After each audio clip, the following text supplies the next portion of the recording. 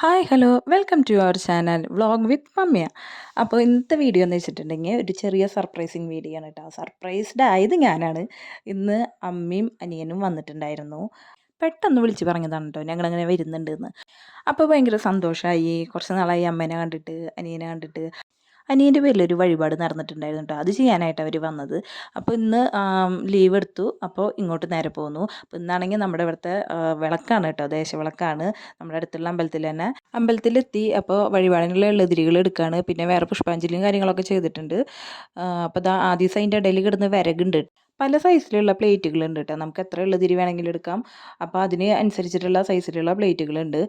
മാമൻ ഷർട്ട് ഊരിയപ്പോൾ മോനും ഷർട്ട് ഊരണം. അപ്പോൾ അതാ ഷർട്ടൊക്കെ ഊരി കൊടുക്കുകയാണ് കേട്ടോ. അപ്പോൾ ഷർട്ടും മുണ്ടാണ് ഇന്നത്തെ കോസ്റ്റ്യൂം ആദ്യസിൻ്റെ. മുണ്ട് എടുക്കണ്ടെന്ന് 100 വട്ടം പറഞ്ഞതാണ്. കാരണം മുണ്ടെടുത്താൽ നടക്കാൻ ഇത്തിരി ബുദ്ധിമുട്ടാവും. കണ്ടില്ലേ, നടക്കണ കണ്ടില്ലേ, കംഫർട്ടല്ല അവന്.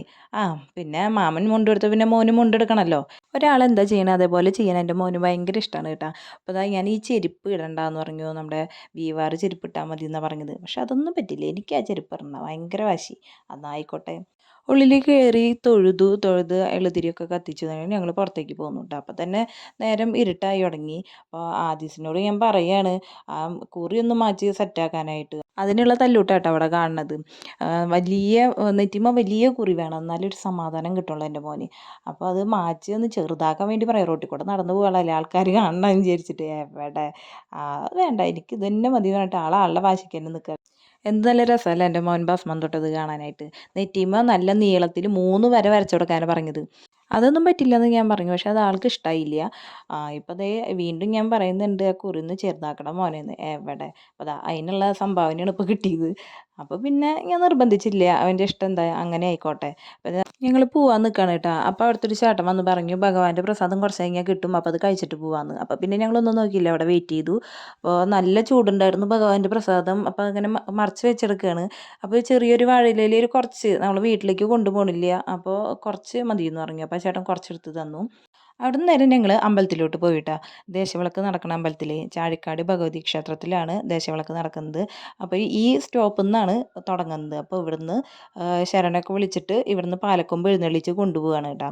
എഴുന്നള്ളിപ്പിൻ്റെ പിന്നാലെ ഞങ്ങളും പോയി. താലൊക്കെ പിടിച്ചിട്ട് മുന്നിൽ ചേച്ചിമാരൊക്കെ പോകുന്നുണ്ടായിരുന്നു കേട്ടോ. അതൊന്നും പിടിക്കാനൊന്നും പറ്റിയില്ല. ഞങ്ങൾ ബാക്കിൽ നല്ല തിരക്കിൻ്റെ ഇടയിലാണ് പോയത്. അപ്പോൾ അതാ അമ്പലത്തിൽ വന്നു. അമ്പലത്തിൽ വന്നിട്ട് അപ്പോൾ താലം ചിരിയലും കാര്യങ്ങളൊക്കെ ഇതാ നടന്നുകൊണ്ടിരിക്കുകയാണ് കേട്ടോ. അത് കഴിഞ്ഞു.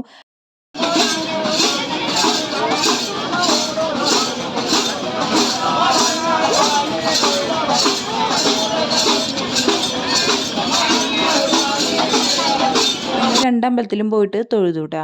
ഭഗവതിയുടെ അമ്പലം ഇതിന് ഓപ്പോസിറ്റാണ്. അപ്പോൾ അവിടെ ഉള്ളിൽ കയറി തൊഴുതിട്ട് പോന്നു. പിന്നെ ഇവിടെയും തൊഴുതു കേട്ടോ. പുറത്തിറങ്ങി നേരെ അന്നദാനം കഴിക്കാൻ പോയിട്ടാ. നല്ല വിശപ്പുണ്ടായിരുന്നു.